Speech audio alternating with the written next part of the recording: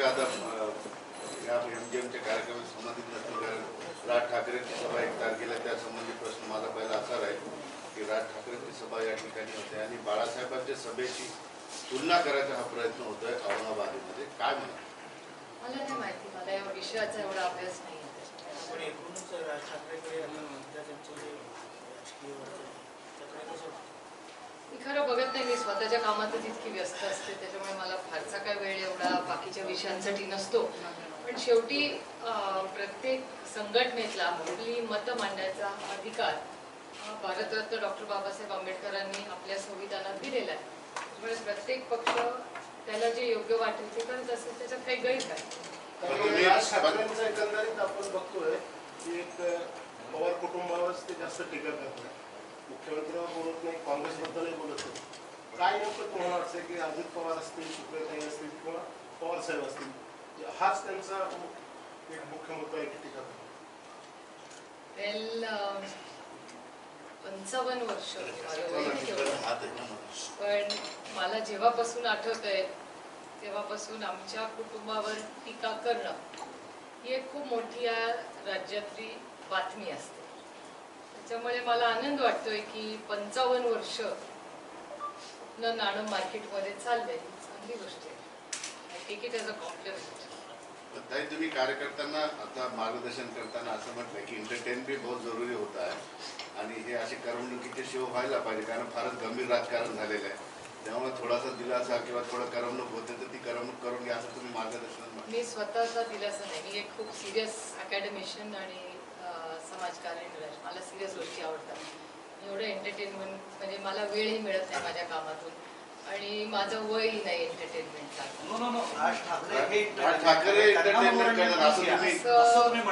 असं म्हणले का मी? असं मी म्हणलेलं मला आठवत.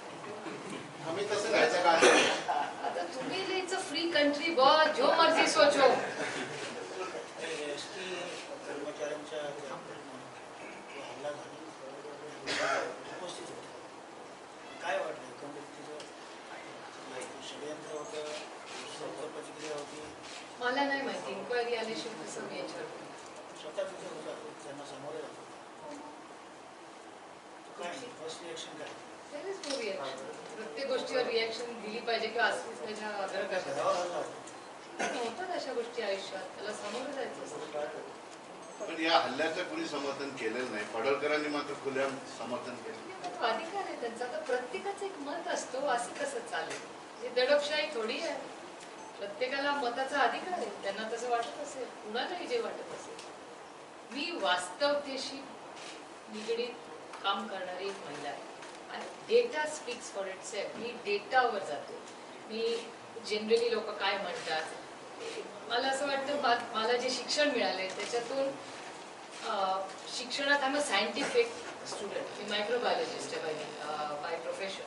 त्याच्यामुळे मायक्रोबायोलॉजिस्ट आणि सायन्सवर विश्वास असल्यामुळे कुठलीही गोष्ट कळल्यानंतर त्यांचा अभ्यास करून माहिती काढून त्याचं सायंटिफिक कारण काढणं ही मला जास्तीत संयुक्तिक वाटतं. आणि त्याच्यातून आज मी एक खासदार आहे. पार्लमेंटमध्ये किंवा कुठेही बोलत असताना एखादी वस्तूचा किंवा कुठल्या निर्णयाचा पूर्णपणे अभ्यास केल्याशिवाय कसं बोलणार? राज ठाकरे तुम्हाला भाजपची मीटिंग पाठवत नाही, या गोष्टीचा काही विचार केलेला आहे. महागाई, सिलेंडरचा भाव, पेट्रोल डिझेलचा भाव आज एवढी व्यस्त आहे. आमची घरात आमची आई नाराज आहे, लिंबू 15 रुपये झाले. ह्याच्यातून व्यस्ततेतून तेलाचा डब्बा 3000 रुपयाचा झाला. ह्याच्यातून बाहेर पडू तर बाकीच्या घरात. राज्य सरकार सुद्धा या महागाईवर फारसं बोलताना दिसत नाही. म्हणजे विरोधी पक्ष टीका मी तर रोज बोलते, पार्लमेंटमध्येही बोलत आले आणि माझ्या फेसबुकवरच माझं सगळं आयुष्य असतं. काही करून बघ, महागाईवर रोज पक्षाचे नेते म्हणून जे राज्य सरकारमध्ये आहे तुमच्या पक्षाचे, मी स्वतः महागाईवर केला जाणार म्हणतायत किंवा ते काहीतरी बोलतायत असं म्हणतात, पण सिलेंडर दर असं काहीच नाही. आज सकाळी माननीय जयंत पाटील महागाईवर बोलले, मी स्वतः रोज महागाईवर बोलते. रोज तुम्ही माझी रोज फेसबुकवरच्या सगळ्या भाषणं बघा, मी सातत्याने बोलते, कारण हा अतिशय गंभीर विषय आणि मी पार्लमेंटमध्येही बोलले.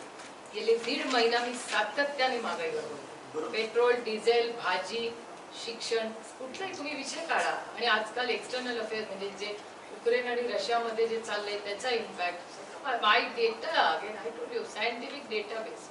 पण राज्यात हे जे आरोप प्रत्यारोप सुरू आहे सध्या, कुणाला अयोध्येला जायचंय, कुणाला अजून कुठं जायचंय, तुम्ही कसं बघताय राज्याला? कुठं जातोय आपण हे सगळं घेऊन? मला असं वाटतं टेलिव्हिजननी जर या गोष्टी दाखवणं बंद केलं तर सगळ्यांची आपण ट्रॅव्हल एजंट व्हायची गरज नाही ना. पण नेत्यांनी सुद्धा बोलणं बंद करायला नाही, असं नाही. तुम्ही म्हणजे आता मला कसं कळणार कोण कुठे चाललंय? आता तुम्ही आता विचारलं की तुझे वडील कुठे आहेत, नवरा कुठे आहेत, मुलं कुठे, मी नाही एवढं ट्रॅक ठेवत कोण कुठे चाललंय. तुम्हाला अयोध्येला जावं वाटतं? मला सगळीकडे जायला आवडतं. मी एक अकॅडमिशियन आहे, मला सगळंच बघायला आणि मला सगळ्यातच इंटरेस्ट आहे. राज ठाकरेंनी जो मुद्दा लावून धरला होता त्या मुद्द्यावरती भोंग्याच्या आता राज्य सरकारने सुद्धा त्याची अंमलबजावणी करण्याचा निर्णय माझ्या मते सकाळच्या बैठकीमध्ये झाला. दोन पोलीस कमिशनरने आदेश पोलीस मी कमिशनर पूर्ण आदेश वाचलेले नाही. आदेश म्हणजे तसा निर्णय घेण्याच्या तयारीत आहे राज्य सरकार. असेल ते सरकारला माहिती असेल. मी सरकारकडे थोडी आहे. सत्ताधारी पक्षाच्या नेते नाही आहात. नाही नेते नाही. मी एक त्या 3 पक्षाचं सरकार आहे, त्या एका पक्षाची मी खासदार. त्याच्यामुळे डिपार्टमेंट काय निर्णय घेतं हे आता उद्या सकाळच्या वर्तमानपत्रात कळेल. या संदर्भात सुप्रीम आदेश आहे. तर मी अभ्यास करून तुम्हाला उद्या सांगेन. राज ठाकरे संस्था कसं आहे? मला नाही माहिती, मी त्याचा एवढा अभ्यास नाही केलेला, पण मी जरूर त्याचा अभ्यास करून तुम्हाला 1-2 दिवसात नक्की सांगेन. तरी राज ठाकरेंच्या याच्यावर राष्ट्रवादीचे मोठे नेते प्रतिक्रिया देत नाहीत, शिवसेनेचे नेते प्रतिक्रिया देत नाहीत किंवा इतर पक्ष. मग असं ठरवलेलं आहे की राज ठाकरेंचं वक्तव्य मोठं होईल तुम्ही बोलल्यानंतर, म्हणून निग्लेक्ट करता येते वक्तव्य. पॉलिटिकल रिॲक्शन नाही त्याच्यावर, वैयक्तिक पॉलिटिकल रिॲक्शन काय द्यायची? पॉलिटिकल रिॲक्शन ही धोरणात्मक द्यायची असते. पार्लमेंटमध्ये आम्ही कसं बोलतो, कारण का आम्ही पॉलिसीवर बोलतो. What is my job as a parliamentarian? Policy डिसिजनवर बोलतो. पॉलिसीवर कुठल्या पॉलिसीवर मी बोलत नाही किंवा माझं मत मांडत नाही. कुठली आमच्या सरकारची असू दे किंवा केंद्र सरकारची असू दे किंवा कुठल्या देशाचा राज्य सांगा आणि मी तुम्हाला पॉलिसीवर उत्तर देऊ शकतो. Policy that's my job. Raj Thackeray बोलायचंच नाही असं ठरलंय नाही सध्या. नाही असं नाही. कशी वेळच आली कारण आहे. दादांनी पण टाळलं त्या दिवशी. माझ्यासाठी वेगळे प्रश्न महत्वाचे राज ठाकरे बोलणार नाही. तुमच्यावरही टीका केली आहे. ठीक आहे ना. त्याच्यात काय झालं? हा दडपशाहीचं सरकार नाही हो. दाखवायचे दात वेगळे आणि सुळे सुळे असं. ठीक आहे ना. त्यांच्या पातळीवर टीका केली आहे. मला काही वाटत नाही तर तुम्हाला काही वाटत नाही. काहीतरी उत्तर द्यायला हवं. हे मान्य आहे तुम्हाला माझं असं असेल. तुम्हाला जे वाटतं ते तुम्ही लिहा. Your choice, freedom. तुम्ही उत्तर द्यावं असं आम्हाला काही लिहिणार. तुम्ही लिहिलं तरी चालेल, असं न लिहिण्यासारखं काय. पण रेकॉर्ड आहे. मला जे वाटतं ते मी प्रांजळपणे आणि अतिशय ऑनेस्टली काही मध्यंतरी भुजबळ साहेब इथे येऊन गेले, त्यांनी मेळावा पण घेतला राष्ट्रवादी. त्यांचं म्हणणं असेल की औरंगाबाद जिल्हा हा नगरसेवक देत नाही, जिल्हा परिषद सदस्य देत नाही, आमदार निवडून देत नाही, त्यामुळे तुमच्या आम्ही समस्या कुठल्याही सोडवणार नाही. खरं असं 12-15 लाख लोकसंख्येच्या शहराला असं राजकीय पक्षाचा त्याला पदाधिकारी कोण येतं असं म्हणू शकतो? मला असं नाही वाटत ते बोलले असतील. मी स्वतः ऐकलेलं नाही. असं नाही. हा ते बघा. त्याच्यामुळे let's not things out of context. Data has to speaks for itself. नाही, पण ते म्हणले की असं त्यांचं म्हणणं होतं पक्षाने खूप दिलं, तुमची जबाबदारी आहे. त्यांचं म्हणणं होतं नाशिक, पुणे आणि औरंगाबाद अशी बरोबरी करू नका. पाणीपट्टीचा विषय निघला होता त्याच्यावर. हो ना, पण मग तुम्ही कार्यकर्ते निवडून द्या म्हणतात. पण सत्ताधारी असं म्हणू शकतात की 12-15 लाख लोकसंख्येचं शहर आहे. त्या उद्देशाने बोललेलं कार्यकर्त्याला म्हणजे की जास्त नगरसेवक आले तर आपली संघटना वाढवणार, तिथं बोलते आवाज उठता येतो. ताई तुम्हाला प्रश्न आहे. आता मार्गदर्शन शिबिरामध्ये टोपे साहेबांनी असं म्हटलेलं आहे की शिवसेनेचे नेते दादागिरी करतात आणि राष्ट्रवादीचे खासचे कार्यकर्ते फोडतात. संदीपान भुमरे आणि सत्तार यांचं नाव मी नाही ऐकलं. मी होते मिळावं. नो 100% दादागिरी शब्द वापरला त्यांनी. कार्यकर्ते फोडतात नो राष्ट्रवादी नो नो असं नाही बोलले. आणि नाही त्याच्यावर नाही, दिस इज नॉट फेअर. तुम्ही काय म्हणला? नाही दादागिरी शब्द वापरला दादागिरी कार्यकर्ते फोडतात. कार्यकर्ते मग माझी हात जोडून विनम्र विनंती आहे सगळ्याच मीडियाला, please don't put things out of context. माझी विनंती आहे. तुमची अपेक्षा असेल आम्ही सगळ्यांनी तुमच्याशी बोलावं. माझी विनंती आहे, let's not put words in people's mouth. लोकांच्या तोंडात शब्द घालू नका, गैरसमज होतो. पण कार्यकर्ते फोडतायत हे बोलले. ते राजेशने सांगितलं असेल. महाविकास आघाडीचा धर्म पाळत नाही त्या सर्व पाळत आणि माझी एक विनंती आहे, कॉपी करून पेस्ट नको करू. ती आमची एक, मी तुमच्या प्रश्नाचं उत्तर देईन, पण माझे ह्यांच्यावर माझी नाराजी आणि मी ऑन रेकॉर्ड म्हणते. त्यांना मी विनम्रपणे विनंती केली होती ही आमची एक इंटरनल मीटिंग बाहेर होती. काढलं मला नव्हतं. नाही बाहेर काढले नव्हते. विनम्र मी हात जोडले होते. बाहेर कुणालाही काढलं नव्हतं. Let's not put things out of context. प्रत्येक जो गोष्टीला सत्य आमचं होतं ते. आमचं पण नाही चुकीचं नाही नाही यांचं तुमच्यावर. माझं एवढंच ह्यांना कॅमेरे म्हणणं सगळे होतं, बाहेर आम्ही नको. सगळ्यांना विनंती केली होती की तुमची जेव्हा तुमची इंटरनल एडिटोरियल मीटिंग होते मला घ्याल का त्याच्यात. Let's be fair. त्यांना मी विनम्रपणे सकाळपासून केलं होतं. ठीक आहे, मी तुम्हाला पाहिलेलं आहे दादा. नाही हा त्याच्यामुळे मी तुम्हाला खरं सांगू, मी खूप विनम्रपणे सगळ्यांशी वागते. Don't be unfair. मला तुमच्या एडिटरला फोन करा. दिस इज नॉट पण फेअर. मॅडम तुम्ही जर मी जाहीर एक केलं- ऑनेस्ट महिला आहे. Don't play games. माझी विनम्रपणे नाही मी बोलणार तुम्ही जर नाही. जाहीर केलं असतं ना की मी मीडिया अलाउड नाही, आम्ही आलो नसतो. नाही मी सगळ्यांना सांगितलं. हे ग्रहस्थ एकटेच होते, बाकी सगळ्यांनी माझं ऐकलं. मग मला खरंच काय नाही बोलायचं. Let's talk it. It's if it's one place माझ्या येत नाही. आम्ही पत्रकारांची प्रेमाने दिलखुलपणे बोलू. मी खूप सिरियस माझं काम घेते. I not interested.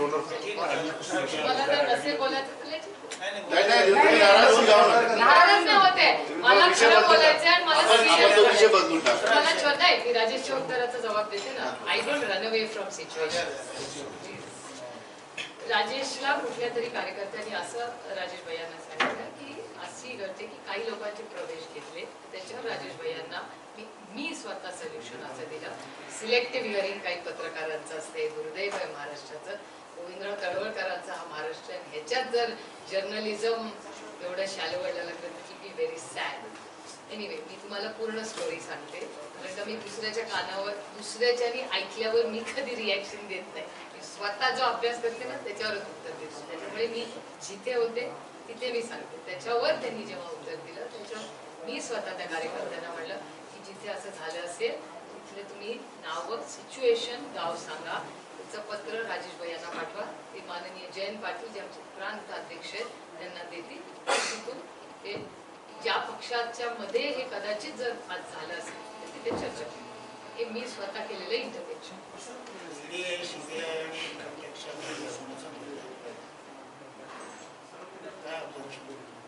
बरेच दिवस झाले नवाब मलिकांनाही बेल मिळत नाहीये. केंद्र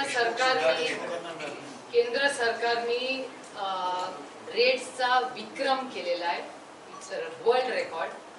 माननीय देशमुख साहेबांच्यावर 103 वेळा रेट झालेले आहेत कुठल्या ना कुठल्या रेकॉर्ड विक्रम. हे आदरणीय पवार साहेब आधी बोललेले आहेत. त्याच्यामुळे I am just repeating what he has sed. आणि दुर्दैव आहे की तुम्ही विचार करा 103 वेळा एका व्यक्तीवर जर रेट झाली असेल आणि तरी तुम्हाला 103 वेळा रेट कधी होतो. तुम्ही पेपरला 103 वेळा बसला. मग 103 वेळा करावी लागते. ह्याचाच अर्थ की तुम्हाला पहिल्या दुसऱ्या तिसऱ्या 7व्या 10व्या 20 15व्या गिनती पण विसरला. त्याच्यामुळे दुर्दैव आहे की माननीय देशमुख साहेब आणि माननीय नवाबभाई या दोघांवर जे झालेले आहे आरोप ज्या नंबर्सचे झाले ते नंबर्स कुठे गेले. 300 कोटी रुपयाचा पहिला आरोप झाला तो 55 लाखवर आला. मग सांगितलं टायपो एरर आहे आणि 5 लाखावर आला.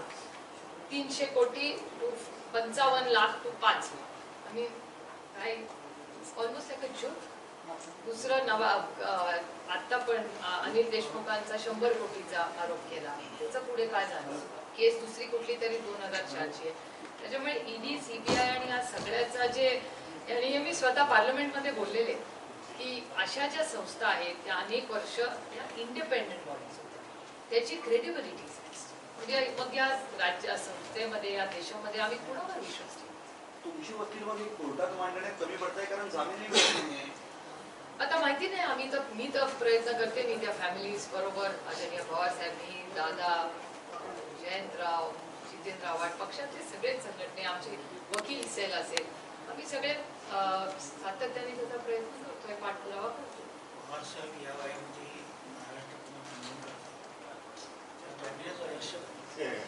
काल झालेलं होते आम्ही होतो सोबत. कुठं थकवा वाटत नाही. तुमच्या सगळ्यांचं प्रेम आज कर्नाटकाला गेले. तुमच्या सगळ्यांचं प्रेम आणि आशीर्वाद. भारतीय राजकारणामध्ये जय श्रीरामचा नारा मागं 10 वर्षापूर्वी बघितला. आता हनुमानाची एंट्री असतो. मी तुम्हाला खरं सांगू मी याचं खूप सिरियस उत्तर घेऊ इच्छिते. मी स्वतः वेदांत फॉलो करते आयुष्यात. त्याच्यामुळे ह्या सगळ्या ज्या गोष्टी आहेत ना, त्या ज्या वेदांतनी मला शिकवल्या आहेत त्याचा कुठेतरी मिसमॅच होतो. आणि कदाचित सोशल मीडिया असेल किंवा ह्या सगळ्या ज्या नवीन तंत्रज्ञान आलं आहे त्याचा वापर करून गैरवापर करून कदाचित आपण कुठल्या दिशेने चाललोय. कारण भारतीय संस्कृती त्यातला वेदांत हा या जगातला सगळ्यात पुरोगामी विचारांचा एक मॉडर्न थिंकिंग एक फिलॉसॉफी आहे. It's a lifestyle. आणि ती तुम्ही या म्हणजे आपण गीता जेव्हा वाचतो, गीता ही एक लाईफस्टाईल आहे की माणसाने कसं जगावं ते प्रत्येक ठिकाणी आपल्याला निमटवतात की असं केलं तर असं. These are the consequence. That is the beauty of it. आणि जगातलं सगळ्यात सुंदर लिहिलेलं आणि सगळ्यात जुनं म्हणजे ओरिजिनल ज्याला म्हणून ते वेदांत. आणि ते इतकं छान आणि पीस लव्हिंग आहे. त्याच्यामुळे आता जे काही लोकांच्या वागण्यातून किंवा ऐकण्यातून येत आहे ते खूप इन आयसोलेशन किंवा त्याचं चुकीचं इंटरप्रिटेशन होतं नाही. माझी श्रद्धा सगळ्यावर आहे पण माझी अंधश्रद्धा कशावर आहे? मॅडम 22 आणि माझी श्रद्धा आहे. तुम्ही फार सिरियस उत्तर दिलेलं आहे म्हणून तुम्हाला आणखी एक मी सिरियस प्रश्न आय एम अ सिरियस की पर्सन. महाराष्ट्रामध्ये नागरिक आता कन्फ्युज झाले आणि ही भ्रमिष्ट अवस्था राज्याची योग्य नसते कधी. कारण एक जण बोलला त्याच्यावर दुसरं बोलतात, दुसरा बोलला तिसरा बोलतात, सगळ्या राजकारणाची स्पर्धा सुद्धा. तुम्ही जनतेमध्ये वावरता, जनता कशा पद्धतीने कन्फ्युज आहे कारण त्यांना ह्याच्याशी काही घेणं देणं नाही. मान्य पूर्णपणे मान्य. पण त्यांच्यावर इफेक्ट होते. नाही घेतातच ना. शेवटी समाजात ज्या गोष्टी होतात त्याचे रेपरकशन्स होतच राहतात. त्याच्यामुळे आमच्यासारख्या लोकांची नैतिक जबाबदारी, आम्ही स्वतःला प्रोग्रेसिव्ह महाराष्ट्राचे रिप्रेझेंटेटिव्ह म्हणतो. आम्ही कैलासाची यशवंतराव चव्हाणांचं नाव होतं. चव्हाण साहेबांना कसा महाराष्ट्र होता तो महाराष्ट्र नेण्याची नैतिक जबाबदारी माझ्या पिढीवर आहे.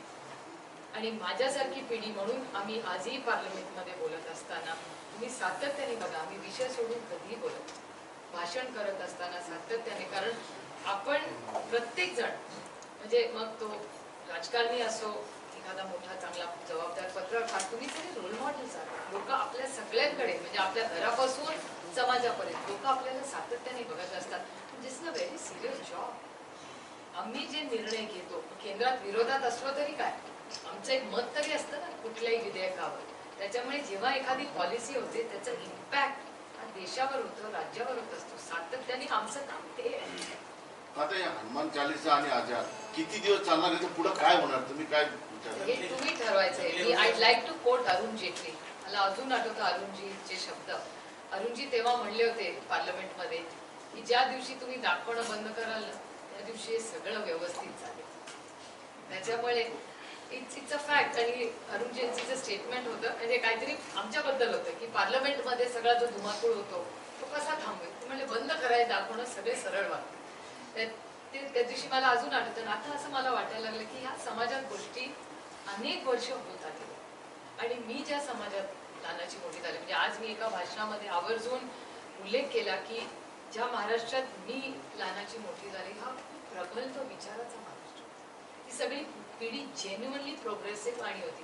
तुम्ही औरंगाबादला आले, मला काळदादे काका आवर्जून आठवतात. काळदादे काकांचा इतका मला माझ्यावर अमित दलवाई एवढा माझ्यावर इन्फ्लुएन्स आहे.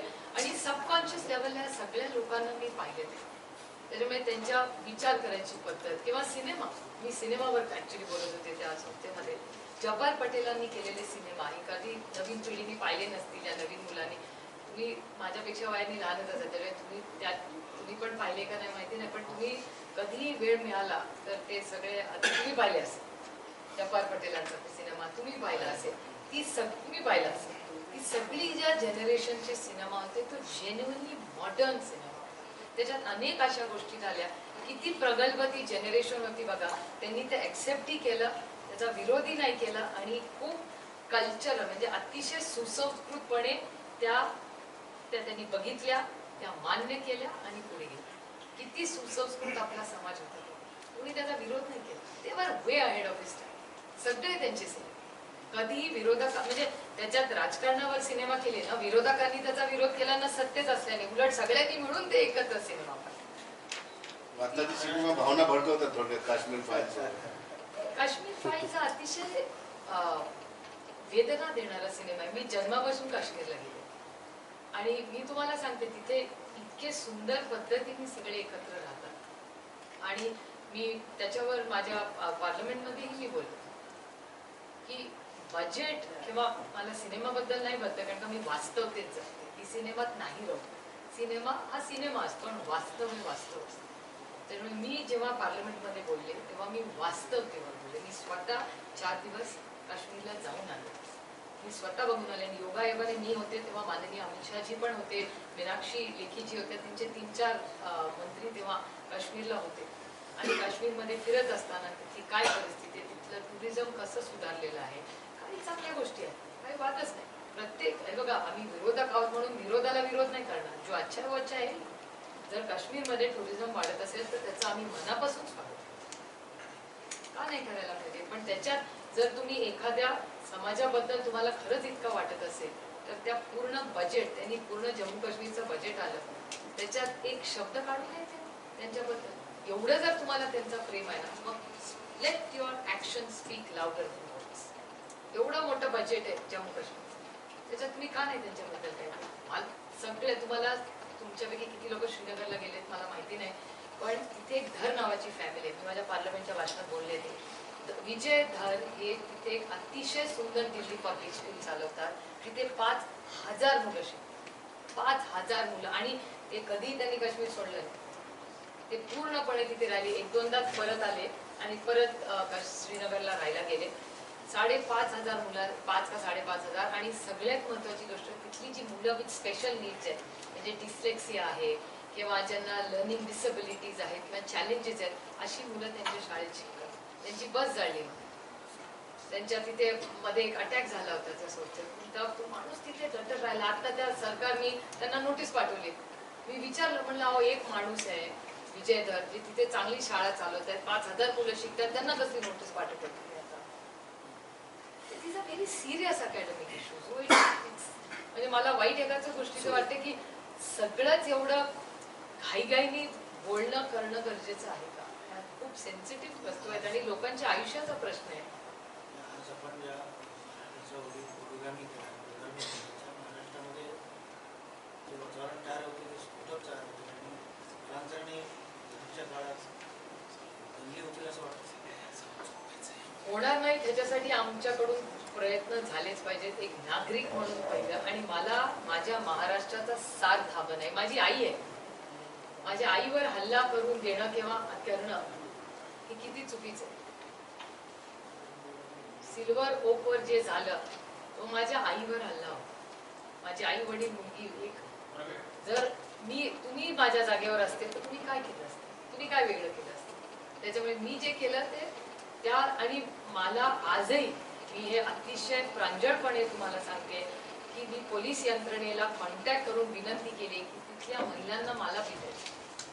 मला त्या आपल्या आहेत त्या महाराष्ट्रातल्या महिला त्यांना का वेदना होतात हे समजून घेणं एक महिला म्हणून माझी नैतिक जबाबदारी. ते माझ्या घरी आले होते ते कसे वागले ह्याला महत्व नाही पण ते का वागले ही मराठी संस्कृतीच नाही तर हे समजून घेणं माझी जबाबदारी नाही. तसंच तुम्ही म्हणताय तसं की जर एखादी व्यक्ती काही बोलत असेल तरी आपल्या आई माझं राज्य माझं देश ही माझी आई आहे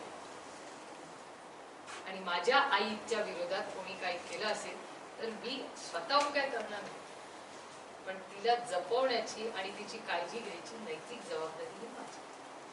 त्या दिवशी घरी जे झालं ते भयंकरच होतं. तुम्ही स्वतः ते आहात तुम्हाला भीती वाटली होती की नाही हो मला अशी एवढी भीती नाही वाटत लवकर. घरात आई होती मुलं होती. एक तर नाही मी माझ्या मुलीला फोन केला होता गाडीतून त्याच्यामुळे मी सांगितलं होतं आणि माझी आई आणि मुलगी थोड्याशा स्मार्ट आहेत. त्यांनी पटकन जेव्हा त्यांच्या लक्षात आलं असं होतंय त्या दोघींनी पटकन खिडक्या बंद करून पडदे खाली केले. त्याच्यामुळे आज नक्की कोण काय हे करा. आणि मी तुम्हाला सांगू ज्यांनी आमच्या घरावर हल्ला केला मला अजूनही वाटतं की त्यांचं ते स्वतःचं नव्हतंच. माझा विश्वासच नाही की महाराष्ट्रातला कुठलाही माणूस असा वागू शकतो. माझा विश्वासच नाही. त्याच्या मागे काय वेदना आहे हे समजून घेणं माझी नैतिक जबाबदारी आहे. आता ते माझे स्टेक होल्डर्स आहेत. आपल्या महाराष्ट्रातल्या एखाद्या व्यक्तीला इतक्या वेदना होत असतील तर जर ते आणि माझ्या घरी आले असतील आणि राष्ट्रवादी काँग्रेस पक्ष हा सत्तेचा एक अविभाज्य भाग असेल तर आमची नैतिक जबाबदारी आहे काय त्यांचं म्हणणं आहे. म्हणून मी त्यांना त्या दिवशी वारंवार म्हणत होते की मी इथे बसून बसायला तयार, कारण का ती आमची नैतिक जबाबदारी. पण त्यांच्या वेदना काही कमी झालेल्या नाहीत. नाही पण त्या अजून समजून घेतल्या पाहिजेत. त्या मला काय सांगत होत्या, 120 लोक गेले. कुठले 120 मुले हा त्याचा डेटा आहे का? आपण चर्चेला बसूया ना की मग हे 120 लोक, तो नंबर 120 कुठून आला गेल्या 5 महिन्यामध्ये, असं त्यांचं म्हणणं आहे ना. मग डेटा त्यांनी कोणी कन्फर्म केलाय का? तो मी पत्रकारांकडूनच कन्फर्म केला तो डेटा. तो नंबर कुठून आला? पत्रकारांकडे तो नंबर नाही आहे, सरकारकडे नंबर नाही आहे. त्याच्यामुळे काही गोष्टी आपण थोड्याशा सिरियसली आणि एम्पॅथी म्हणजे संवेदनशील. पण परिवहन खात्याने त्यांच्याशी बोलणं करून त्यांच्या वेदना समजून घेतल्या पाहिजे असं तुम्ही आवाहन कराल सरकारला? कारण आणखी कशाला कसं आहे नाही आदरणीय पवार साहेब स्वतः बसले, दादाच बसला होता, माननीय अनिल परब किती वेळा बसले आणि 9,000 लोक गेले ना परत. 9,000 लोक गेले. हा डेटा म्हणजे मी नाही, तुमच्यासारखे अनेक पत्रकार आहेत जे त्यांच्याबरोबर 5 महिने त्यांच्या सुखदुःखात उठले बसले जेवले. तर काही त्यांच्या इमोशन्स कदाचित माझ्यापेक्षा तुम्हाला त्यांच्या जास्ती माहिती असते. 9,000 लोक गेले ना तिथून त्या दिवशी, गुलाल खेळले. तुम्ही मला सांगा, आज तुम्ही माझ्यावर चांगला चहा पिताय आणि गुलाल खेळताय आणि उद्या येऊन माझ्या घरात दगड मारताय, असं कसं होईल? त्या ज्या महिला होत्या त्यांच्याशी आपण थेट संवाद साधू शकतो. अर्थातच इच्छिते. मी त्या दिवशीही करत होते. त्या दिवशी पण मी त्यांना हेच म्हणत होते का की आपण बोलूया, चर्चेतूनच प्रश्न सुटतात. आता रशिया आणि युक्रेनचा प्रश्न सुचणार कसा? चर्चेतूनच. कुठलाही प्रश्न चर्चेतूनच सुटतो. आणि जर ज्याला सोडवायचा असला तर, आणि कोर्ट आहे ना या देशात, आपण कशी लढवणार? पूर्ण ताकदीने.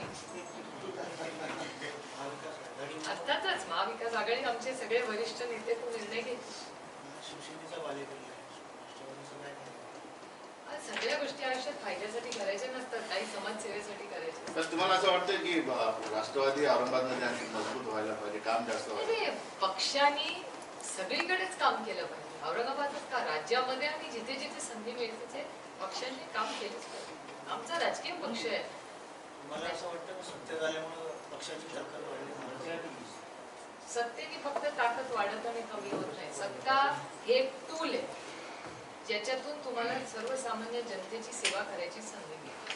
कोल्हापूरच्या निर्णयाचं आपण कसं, मी मनापासून स्वागत करते त्याचं. आणि तिथल्या प्रत्येक गोष्टीत मेसेज नसतो.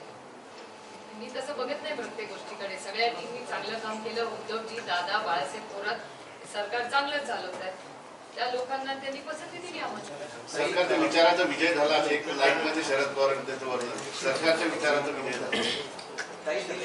शरद पवार दिल्लीत जे घडले काल परवा आणि आमचीमध्ये पण घडले, तर हे सगळं पाहता देशात कुठेतरी आता मी तुम्हाला सांगू, मला अस्वस्थता वाटते या गोष्टी. एक तर कुठल्याही देशामध्ये लार्जर स्कीम ऑफ थिंग्स, मी हे कुणावर टीका करत नाही. मी एक जेनरिक म्हणजे मी आता जर पार्लमेंट चालू असतं तेही बोललं असतं की कुठल्याही देशासाठी, मग तुम्ही विरोधात असा किंवा सत्तेत असा, हा जो ज्याला इंग्रजीमध्ये सिमरिंग म्हणतो, हे सिमरिंग फिलिंग जी असते ना, कुणासाठी चांगली नसते, ना विरोधकांसाठी ना सत्ताधाऱ्यांसाठी. याचं कारण असं की देशाची इकॉनॉमी आता कोविडमधून आपण कुठेतरी बाहेर तरतोय.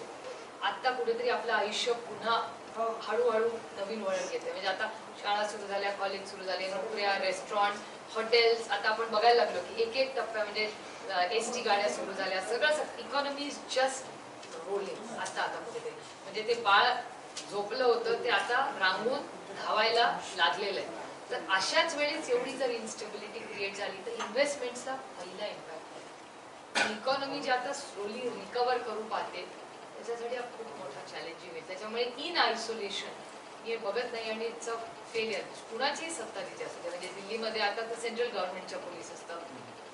त्याच्यामुळे मी परवा केजरीवालांचं स्टेटमेंटही बघितलं आणि हे अस्वस्थ करणार आहे कुणासाठी. आणि मी सांगतो, दंग्यांमध्ये फक्त नुकसान राज्याचं होतं, देशाचं होतं, सर्वसामान्य जनतेचं होतं. एसटी जेव्हा फोडतं तेव्हा ती कोणाची वैयक्तिक नसते, ती एसटी तुमची आणि माझीच असते, आपल्यालाच अडचण होते.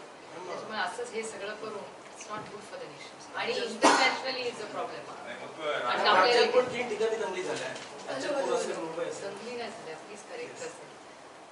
दंगली कुठेच नाही झाली. दोन गटात माझं मराठी कच्चं आहे का काय असं मला आता हळूहळू वाटायला लागलं. नाही, 2 गटात वाद झाले. 2 गटात वाद झाला. त्याला दंगल आहे. पुरुषात झडपलं. नाही, पण राज्यामध्ये गट हा तर राष्ट्रवादीकडे आहे. मग आम्ही ओनरशिप देणार नाही, ना मग त्याची. धार्मिक तेढ निर्माण होईल असं भाष्य करत असताना कारवाई का नाही होत? कुणावर? जे करतायत भाषण नाही, नाही, आज 2 ठिकाणी जे मला माहितीप्रमाणे 2 ठिकाणी झालं. नाही, तो तलवारीचा तो गुन्हा झाला नाही. जर प्रक्षोभक भाषण जर करत असतील धार्मिक तेढ निर्माण होणार. असं वाटतं एक कार्यक्षम पोलीस फोर्स या राज्यात आहे आणि कार्यक्षम होम मिनिस्टर आहे. ते करतील ना तो निर्णय.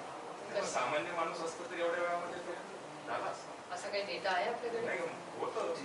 नाही, नाही, काही डेटा आहे का? नाही, डेटा म्हणून नाही, पण नाही, नाही. स्पीक सर्वसामान्य- बाय डेटा ना. आपलं आमचं कसं बोलणार आपण? डेटा पवार साहेबांची पीसी मुंबईत झाली त्याच्या आधी एक फार महत्वाची अनाउन्समेंट त्या ठिकाणी केली. अमेरिकेने स्वतः हे सांगितलेलं मीटिंगमध्ये की भारतामध्ये सर्वात जास्त ह्युमन राईटचं व्हायलेशन होत आहे. आता तुम्ही दिल्लीचं राजकारण करताय म्हणून तुम्हाला हा प्रश्न विचारतो की काय नेमकं याच्यामध्ये म्हणायचं होतं? हे खूप चॅलेंजेस असतात. म्हणजे मध्ये मी महापौरांचं स्टेटमेंट वाचलं दिल्लीच्या. त्यांनी असं सांगितलं ह्या दिवशी मटण खायचं नाही, ह्या असं काहीतरी, ह्या सगळ्या गोष्टी. मग त्यांनी धमकी दिली कोणाला तरी काय, ह्या सगळ्या गोष्टी जे मी मगाशी जे बोलले कनेक्ट द सेम डॉट्स की जे इन्व्हेस्टमेंटचं वातावरण असतं म्हणजे देश बाहेरून लोक मोठी इन्व्हेस्टमेंट्स आपल्या देशात करतात.